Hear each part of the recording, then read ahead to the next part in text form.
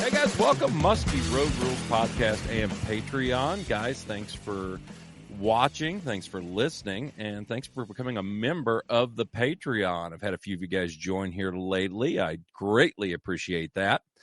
And, you know, it's just a great way to see what we're talking about. And if we show any little tips or tricks or anything, it really helps, and you kind of get an idea of what we're doing. I'm doing this in the afternoon, late afternoon.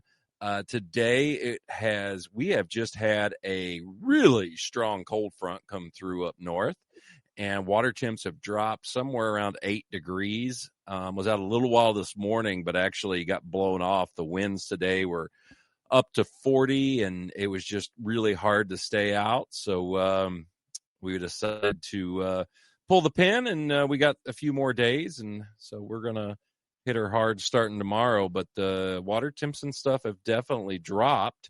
And someone else that's probably fishing or experiencing some of these things is my guest today. I've got a new guy to the podcast. I got Jace Loge. I learned how to say his last name. It doesn't look like that, but it's Jace Loge from up in you're in the Bemidji area? Yeah, I'm just a little south there. Leech Lake area. Leech Lake area. All right, Jace. So what's, you're down at the PMTT at Cass Lake, Cass Bemidji, and you guys placed, what place did you guys end up? We took 8th in that one. 8th place. Yeah, it was a lot of fish caught. I was surprised by that. Were you shocked at the number of fish caught? You know, I thought it was going to go one either way. I thought it was either going to be absolutely brutal or kind of what happened. You know, I would say the smaller fish showed up, and that's kind of what bumped up some numbers, you know, in a lot of teams. But obviously, guys put big fish on the board too, just being in Minnesota. So just kind of figured it would go either way. And yeah, they turned out to be a little bitey in all locations. Yeah, no, that's definitely. I mean, Cass for me has always kind of been a not fun. I've caught them in the pre-fishing, but I've never really been able to put it together during a tournament there. But you know, it definitely was a lot of fish biting, a lot of fish moving, and not only were they shallow, but there was also fish being caught deep. It seemed like it was kind of the whole lake was kind of moving there. Absolutely. Yep. I would say you're spot on there. It seemed like fish, pushed out of the open water and were really just setting up good on structure. You really tried to hit that sand bite on those steep break lines, and those ones were a little bit give or take whether they'd be there or not. But yeah, you're absolutely correct. Some of the deeper break lines or real shallow, getting up in the reeds. Those bites were rocking that weekend. What did you guys end up catching your fish on? We actually we caught 4 fish. One was a short, 29 3/4 or even a little bit more type of a short. Yeah, so I've been there. Bumped us up a couple places, but it's all good. She wouldn't go. We got fish on a Royal Orba. It's kind of a staple for me, generally for a bigger bite. And then we got one on a Phantom, 2 on a Phantom. The short was on a Phantom. And then, son of a gun, what was the third one on? Oh, and then a reef hog or reef log, I like to call it, because it's such a dumb bait. But fish. You caught a fish in a fucking reef log? A reef log, yep. So, Jesus, what year is this? I love it. No, are you kidding me? I used to throw reef hogs all the time when, you weren't born. And the little 6-inch reef hog, that was the glide bait for a while. And no shit. You got one on a reef hog. My old tournament partner, rest in peace, Groucho, he was a reef hog mofo. Yeah. And he threw them a lot. What made you do that? What type of mental illness causes that? I love it. So me and my tournament partner we like to just throw, I call it just dumb stuff. Mission accomplished. It is. So many times we just sit there and it's like nothing's happened. It's like, what's the dumbest bait in the box? I have a video of this in a tournament of I'm literally saying, what's the dumbest bait in the box? And he goes, throw a reef log. And I said, I'll put a reef log on, no problem. and I whip it out there, and I get about 3/4 of the way in and smoke one first cast, you know. Well, the fish was probably like, what the fuck is that? Exactly. And what's funny is in the PMTT this week, there was that now 2 weekends ago, my tournament partner Darian, it was the exact same scenario. It was his first cast on a reef log, and caught a fish on it. So I don't know what that means. They like dry wood or what, but it's the resurgence. They're coming back, baby. Yeah. So God.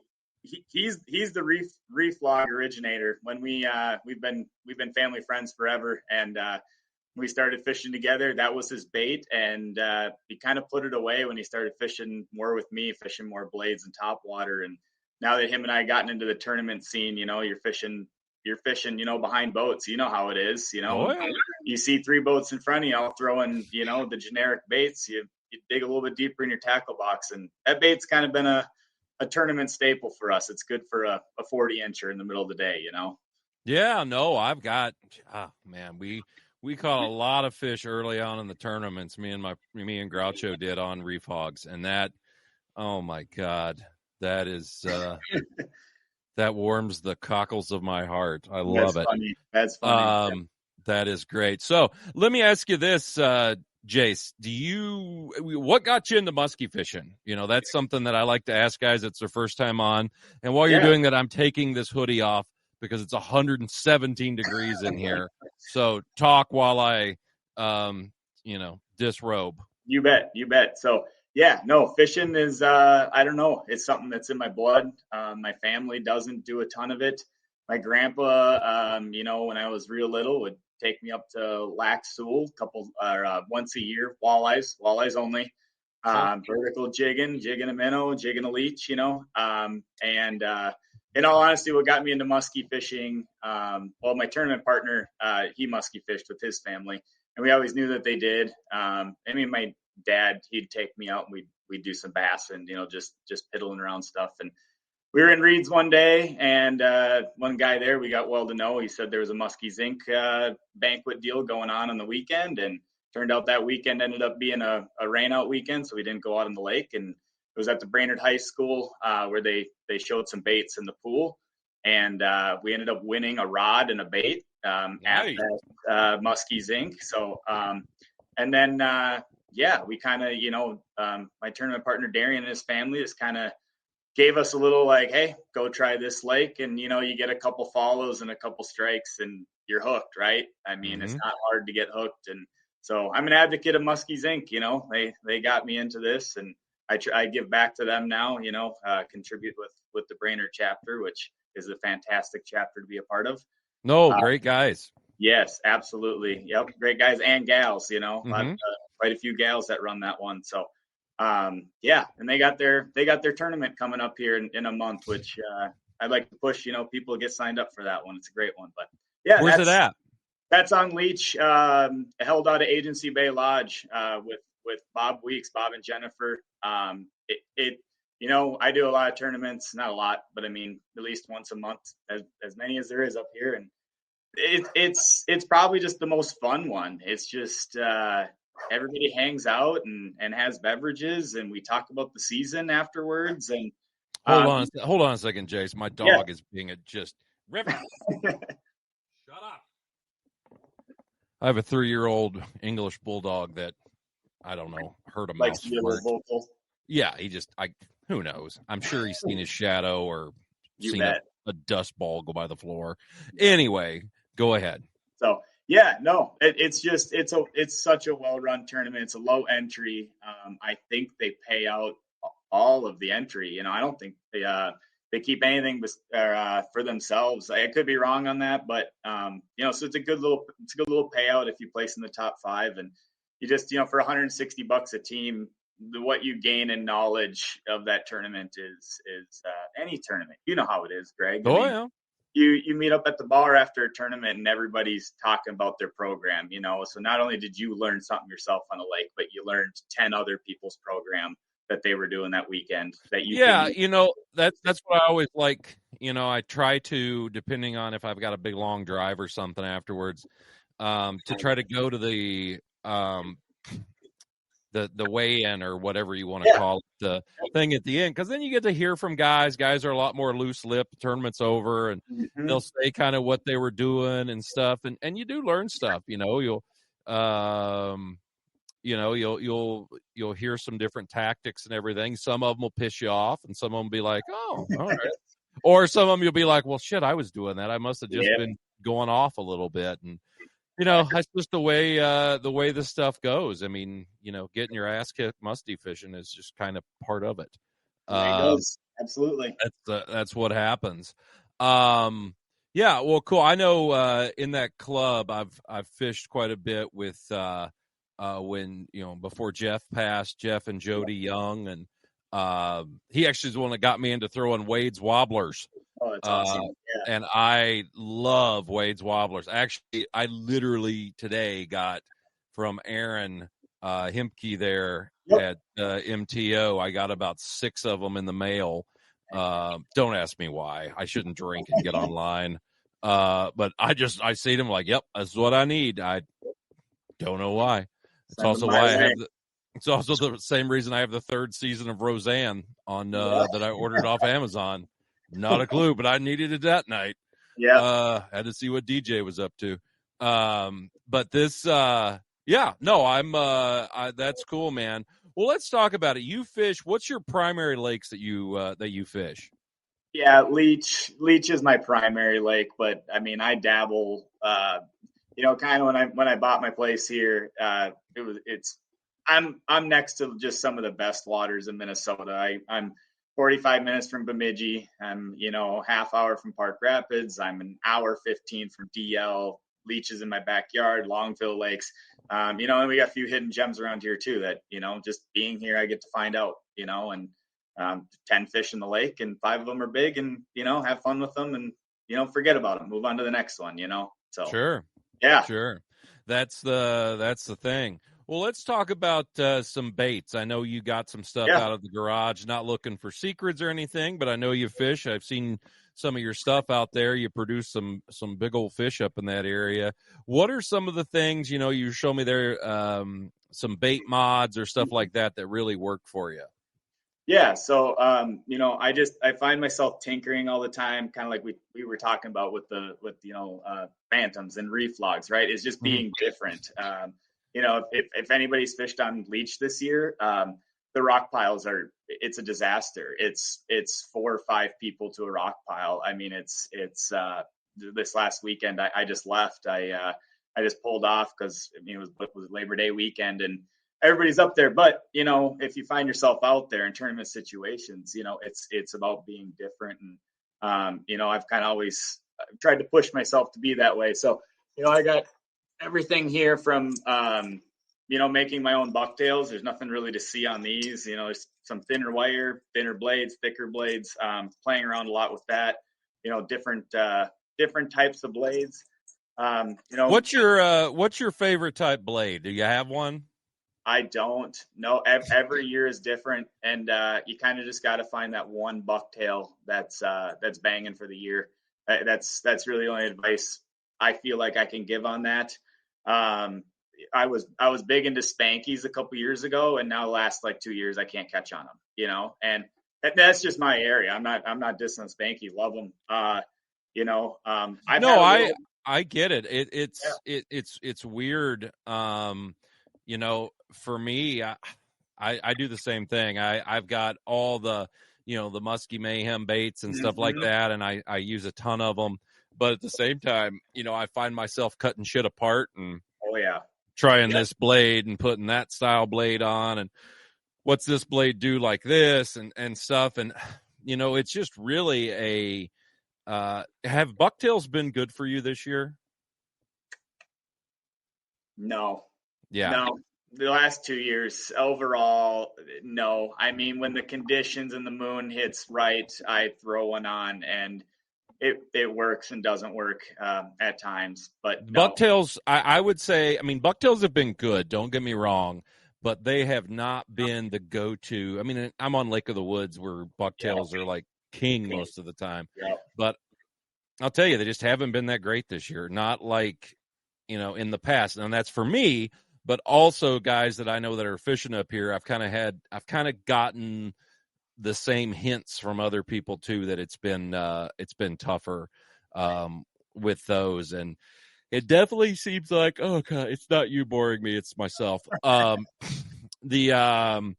It seems like the single blades have been pretty good. Kind of going back into that route, and then, different ways to make them grind and all that. And, it's just, I don't know. It's still a hodgepodge of stuff, and everything to try. Greg, you find yourself on Lake of the Woods. Obviously it's no secret that Lake of the Woods blew up the stagger bladed bucktail. Do you find yourself going back to double 8s, double 9s, double 10s and having success on them again? Oh yeah. Yeah. Or just going to a standard single blade bucktail. That too. Single Colorado, single Indiana, something that just, really spins fast and makes a lot of noise. That's been good. I mean, it just, but it hasn't been, this year, it just hasn't been a knockdown bucktail bite, in my opinion, for me. I'm sure you ask 10 people, you're going to get 10 different answers. And then it also comes down to what someone considers good. And that's, that depends on where you at and what you done. So it all makes a difference. What else you got there? You had some neat stuff. So kind of getting into, this year, talking about not good on bucktails, for me, which is what I love, is topwater. That's kind of been my staple this year. I've done really, really well on topwater this year. Been so fun, such cool bites, that whole realm. So yeah, I just got a few, just to kind of get people thinking. I make they just add some blades to random baits. Hold that one up there again. Is that a fat bastard? No, yeah. Yep, it is.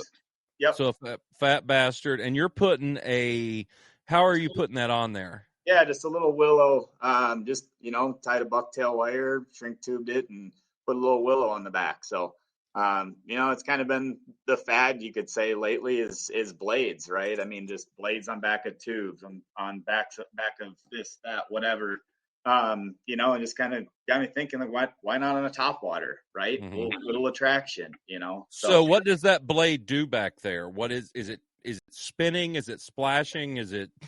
that one in particular, it kind of gets spinning, and then it just kicks out every once in a while and just gives kind of a little spit of water, and then gets back into rhythm, right? And then that can kind of, Greg, tie me into the next ones. If I wanted to just spin, is this is no secret, but just adding weight to topwaters. Mm-hmm. People have talked about that for years, making them sit lower in the water. There's just times that they want almost subsurface, but not below the surface. You just kind of find those bites when they key in on show that one again there. You're being quick. You're a quick guy. I've heard that. I've seen that's written on the bathroom wall. So that's a 1 ounce. It's a 1 ounce chaos weight. So on CBJ here, get a little, move your head. You're getting out of, no. Which way? No. In, out? That way. Okay. So I had to Dremel out to make it fit. Yeah. So, you kind of got to do some mods to them. You could probably just hang a couple of egg weights on there, and do the same thing, right? So with that though, let me ask you this. So with that, on a long cast, is that bait hard to get on the surface, or is it going to be subsurface for a little while? Nope. That one stays on the surface the entire time. It just sits in the water, I would say, a half or quarter inch lower in the water, right? So you get a little bit deeper of a plopping sound because that tail bait, is just a little bit deeper down in the water, but it's still above the surface. If you stop it, it still floats. Sure. Okay. Yeah. No, I like that. Do you find that it still runs decently in the waves? To be honest, on that one, I don't know. I haven't played with that one too much this year, which it's been windy this year. I guess I can't answer that one for you. I think it would work just fine in the waves. Yeah, no, I'm sure it probably does. I was just kind of curious with that. Now Yep. you had a creeper there that you were Yeah, showing. I got a couple creepers here. So these ones actually, this one is untested, but this is just kind of part of just things outside the box. Is all I did was I cut this creeper apart and added this is the old big tooth honey bear color here. Oh, And put some marabou in the middle of it, just give it a little bit more lifelike look, right? So you see, I've been on Leech numerous times watching. There's mergansers all over that lake, right? And the amount of you see them come up and take down mergansers just right in front of you. It just gets you thinking. Like, I'm throwing a top water. Why do they not like me? But they can tell the real thing. And to be honest with you, I haven't given this one much time to see if it works or not. Just you asked me to throw a couple baits together, and this one was hanging on my wall, and I'm like, well, that was kind of a fun build I made, and probably. so what? So are you a big creeper guy? I like. Was it 2021? The creeper was so good. And do you find yourself like something will be good, and then just like the next year you don't even put it back on, and Yes. you're like, you get to the end of the season, you're like, why did I not throw that? But. Mm-hmm. So it's kind of one of those, like, since 2021, I just really haven't put a creeper back on. But it was a lot of fun. I mean, the way that they stock them down is a lot different than a tailbait. Yeah, I used to, and I haven't done it for a while. I honestly don't know why. I used to throw hog wobblers. Oh I yeah, used to love to throw a hog wobbler, and now I got them in the box, and every time I'm like, God, I should probably throw that next, and then I don't throw it. Yep. So I mean, that's definitely it. I think it's just easier to throw a tailbait. It is. Yep. And I think that's why. But no, I think I'm kind of wondering right now though with this cold front. Are you guys getting this same cold front? Oh, yeah, it was. I don't know. It was 38 degrees this morning here. Yeah, we were yesterday. It was 32. Oh here wow. Yeah. the Oh yeah, angle. you're up north. Yep. Yeah, in the angle. And water temp today, I went out, was around 62, 63. Oh yeah. And it's going to get cold again tonight, but it's going to warm back up. We're supposed to be back up in the 70s next week, but we really took a hit with this one. I mean, it hasn't gotten out of the I don't think it's gotten out of the 50s for highs, and I don't even think it hit 50 yesterday. No, it was chilly. Yeah, and you guys had more rain than what we did, right? Did you guys get a lot of rain yesterday? Multiple inches. Yeah. Yeah, I figured you. Yep. Yeah, I figured you did. So yeah, it's making me think that some of the slow down top waters might actually be pretty good right now. Absolutely. Yeah. Although, the Frank Schneider's going on right now. They got buddies in that. Boy, it sounds like it's been kind of a slow bite today, which I was really surprised on. Is that going on right now? Yeah, that's going on right now. So did it start today? Today was first day, yeah. And they got 30-degree weather and 40-mile-an-hour winds. That's fun out there. That's like perfect Leech Lake conditions. Yeah. I mean, that is like, when you're on a little lake like Leech, you want it windy. Yeah. What was caught? You heard any news about anything being caught? Yeah, I mean, buddies, Alex actually just texted me and Sure. said they got one today and lost a couple. And then, I mean, they got a few updates on there. Last I looked, there was, I don't know, 15, 20 fish or so. There's a 52 caught. So, yeah, I mean, there's a few being caught. It just 300 some people, you figure there'd at least be 30, 40 fish on day one. But this weather is probably keeping people tucked in the bays. Oh, I'm sure. And let's face it, I mean, this is a pretty major cold front, and some of these fish are it's going to fire a few of them up, I have no doubt, but it's going to push a lot of fish to probably holding pretty tight. Oh, yeah. But I would think on Leech, there might be a little sand bite going on. Yep. If you can find some active fish on that sand, I mean, those are going to be biters. And with the sand, you can usually, it depends which way the wind's blowing, you might be able to tuck in and hide at least. Yep. I don't think Bear Island would be a fun place to be right now. No, I wouldn't be going that way. No. No. I've been there when it's been nasty, not to this extent. Yeah. But that could get ugly. What else you got there? Yeah, I just got two more here, Greg. Another creeper here. This one I have played around with. This is kind of a fun one. Put a baby beaver behind the creeper here. This one looks phenomenal. I've actually never fished his river rat, Beaver Bait's river rat. I'm sure it's along those lines, but you got the wings on the creeper there. What kind of creeper is that? This is the Musky Safari creeper. Gotcha. Yep. Okay. Yep. And it was a jointed one that you cut in half or what? Yeah, it was. It just had this tail on the back. So like this one here is, this and this were together, right? Gotcha. So that's all that was on the back of this one. So instead of kind of having that prop, I threw that beaver tail on there. And it looks like a squirrel swimming in the water. It's pretty cool. How have you had much luck on that one?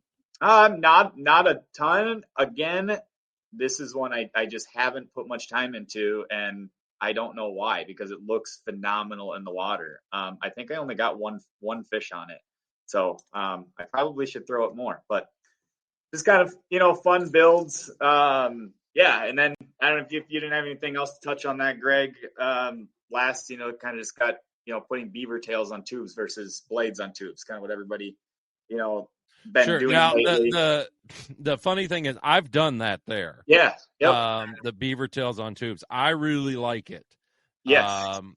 How has that been for you? Yeah, it's been good. I mean, beavers in Minnesota have been so good for years, right, since they came out. So I mean, it's just a little bit different look to them, right? I mean, they love tubes and they love beavers. You put them together, how can they not like them? You have a tuba beaver. Yeah, there you go. Which is just that could be someone's favorite animal. Yeah. That now with like the tubes and stuff, I noticed that looked like a shallow rig. Is that the deep rig? This is the what do they call that? That hybrid rig? The casting rig. Let me see. Hold it up here. Well, so it's got the deal in the front. Maybe this is the shallow. That is the shallow rig. Okay, maybe it is. Gotcha. But yeah, I threw this one on here for now. I have a few in my boat. I run deep. I actually prefer deep rigs when I call them nude tubes with nothing on them. Yeah. I prefer the deep ones actually. Yeah, sure. I mean, but the shallow rig has actually been one of my best baits this year. Okay. That's what I've caught a majority or a lot of fish on. My biggest fish for the summer has been a 52. A buddy of mine caught that on it. Awesome. But they're, the shallow rig, I like them. I actually put a chaos weight on the front hook to keep them from rolling over, because those rigs have a tendency to roll when you pull them or rip them. And so I put either a half or a 1 ounce or a ounce and a half, depending on the size and what I'm wanting to do to it. And it works, it works really, really well. Yeah. So what's your, we're kind of coming into early fall here. It feels like later fall with the temperatures out, but what is your tactics right now? What is something like, if you go out on the water, what are you looking, what migration of the fish are you looking for right now? Where are you going to catch them? It's going to be shallow. And, a lot of what I do up here too, and I have terrible days because of too, is I'll go after them on how I want to catch them versus what I probably should be doing. Well, that is literally what every fisherman in the world does. Yes. Is you go after, most of the time, most guys go fishing and fish the way they like, the way they want to, instead of going and doing what they probably need to do. Yeah, you would just throw a reef log the whole time if you actually wanted to catch fish. Exactly. I would just be like, where is those? I'd be calling Mike, put a Band-Aid on that thumb or half that thumb, and let's get some baits out here now. Yes, yes. But, I agree. I mean, that happens to everybody. I find myself doing that. You're like, I want to catch one this way. And it's the dumbest way to do it. But it's something we all – it's something we all do. So you prefer shallow Yeah, I shallow mean, stuff right now? I bleed, bucktail topwater. I mean, that's just the type of guy I am. I love that action type of Minnesota fishing. I mean, how can a 53 screaming in on a topwater throwing a wake not excite you? That Yep. just to me is a lot more fun than ripping rubber, making my shoulders hurt. It just yeah. So if I'm going out right now, I'm probably getting up into everywhere from 1 to 5, 6 foot of water. Reeds, sand, sand, grass, find those perch migrations and just hammer away, cover water, and stick it out. And honestly, this time of year, like not be afraid of middays. I do not mind the around that noon to 3 time, especially if you get a moon window. A lot of fun, Yeah. Those Now, mornings. what that you're talking the perch migration. Yep. Is that something you see a lot on the lakes that you're fishing? Oh yeah. Yeah, this time of year, I feel like their forage just goes straight to perch. Obviously your largest apex ones in the water, you're pushing to double nickel size ones. They live in open water most of the season, feeding on Cisco's.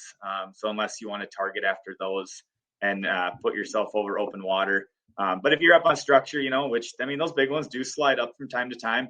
The perch, they seem to push out of those mud flats that they're in all summer long or wherever they go. I'm not a perch fisherman. I just assume they're out in the mud, out in deeper water. And you get these cold snaps and they push up onto the shallow flats that we have on these lakes. Can you see the perch actually up there? Oh yeah. Yep. Okay. And they'll follow your baits and constantly as well on certain bites, but otherwise, yeah, I mean, even in milfoil beds, there'll be a lot of perch and small walleyes. You can mark them on side imaging, and a lot of times you find that forage, even in a deep milfoil bed that's 17 foot deep, you find those perch pushed up to the edge. The muskies are not far behind. Yeah. So the sand, the shallow stuff, I've done it. I did a ton of it. I still do it up here at Lake of the Woods. There's some great sand bays that I've caught fish in. Are you looking for, in the lakes that you're fishing, are you looking for that shallow water adjacent to deeper water, or are you just looking at or are you just looking for shallow sand? And thinking about that, just because like I've checked out every sand spot under the sun, right? I mean, on these lakes, I'd say most of them are fairly close to deep water. And what I mean by that is within a couple 100 yards, not so it doesn't need to be like 20 yards away from the basin. They will push up hundreds of yards onto these flats. But oftentimes, like if they need to push like a quarter mile up shallow to sand, then I don't generally find them there, if that makes sense. Yep. So you're looking, what about bays? Are you looking in like shallow bays as well? Yeah, absolutely. Yeah. Any bay, especially if deep water goes up to it. Like a leech, for example, there's lots of bays to hit, right? I mean, that are, whether they have weeds or don't have weeds. Some are good and just some aren't. And there's years they're good and years there's not. There's one bay that you could probably name it on Leech Lake. It's such a known spot. And I've talked to like 5 guys this year that none of us have seen a fish in it in 2 years. Mm-hmm. And why? Yeah. Well, no, I get that. I mean, here on Lake of the Woods, you'll have a spot that one year is just absolutely loaded with fish. It's got bait. It's got everything in it. Mm-hmm. The next year, I've got 2 spots like that right now. This year, still got bait. Ain't got no musky. And it doesn't for me. Now, someone else might be going, this place is awesome. Well, absolutely. Go fuck yourself. Yeah, that's because I don't, because it ain't awesome for me, bud. Yeah. And that's kind of the stuff we're dealing with. When, what's the water temperature that you're seeing this migration? About when it drops around that 70 degree mark, you start to get below 70, 68 or so, is kind of when that perch bite for us, seems to take off. So yeah, that was one thing at Cass I was kind of kicking myself for, because the first day Water temp was 72, 73, and I thought it might be just a little warm Yep. for there to be very many fish up there. And so we kind of did edge stuff and ended up catching a fish on the edge and then losing a fish, a big fish on the edge. And then did have one fish on a bucktail on the top of one of the humps come up. But I always like under 70. That seems to be like when I really love going up there shallow and that stuff. But I guess I should have listened to the fish instead of my own stupid head. And because it did seem like there's a lot of shallow fish up there. I'm with you 100% on that tournament. We did the same thing. We were fishing deep weed edges, and we were in 17 foot of water, fishing a lot of milfoil. And I kept telling Darian, especially on day 2, I'm like, we need to be up shallow. The problem is I don't fish Cass Lake. And we didn't have any shallow spots. So the whole time we're saying, like, we got to get up there. We're like, where do we go? You know, like, we don't have anything pre-fished out. It's a throw a dart at a wall, right? I mean, and hope it sticks. We the second morning we went shallow. We had one sand area, and we caught our second fish up in 4 feet of water on a top water. Yep. But Saturday we made one pass shallow. I raised a fish first thing that morning that was coming in slow behind a bucktail, and I'm just like, ugh. It was hot. You could feel the humidity off the water, and I'm like, this just doesn't feel good.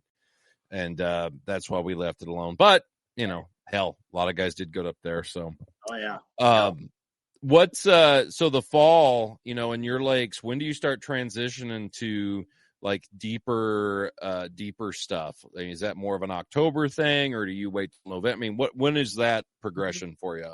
Yeah, it's post turnover, is what we all talk about up here, and it seems like the last few years we get stuck in that 52-degree water temp for like 3 weeks, and you're just like, it's like the lake just keeps doing this, and it's dirty, and then you got to go to shallower bodies of water, and roll with those punches, like a main lake leech. That seems to just be consistent throughout the whole season. It doesn't seem to really have a turnover out on the main lake, in my opinion. But as far as late fall, just post turnover, the lakes get super gin clear.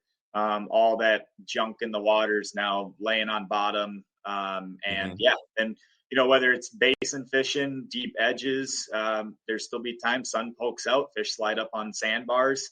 You kind of got that whole gig going on in the fall, but big baits. What would be some of your go-to baits for the fall? Yeah, Medusas, Orbas, big glide baits. Really just anything big. Let me try to think of a few others here. Any bigger paddle tail of any sort, just slow rolling it. Not hopping it much. Just trying to keep it slow. Just keep it simple. Just keep it in their strike zone. Try to stay on fish. Those fall fish, they have short bite windows. Everybody talks about the fall and how exciting the fall is and how good the bite is. And in reality, I mean, it's good and you can catch big fish, but you can catch more in the summertime, Oh, yes. Yeah. And you're not near as miserable. Exactly. No, I've always said that too. I go, there's, I think the old way of thinking, in the fall, these fish just get really big and they start biting. I go, no, a lot of times those fish are just where you are.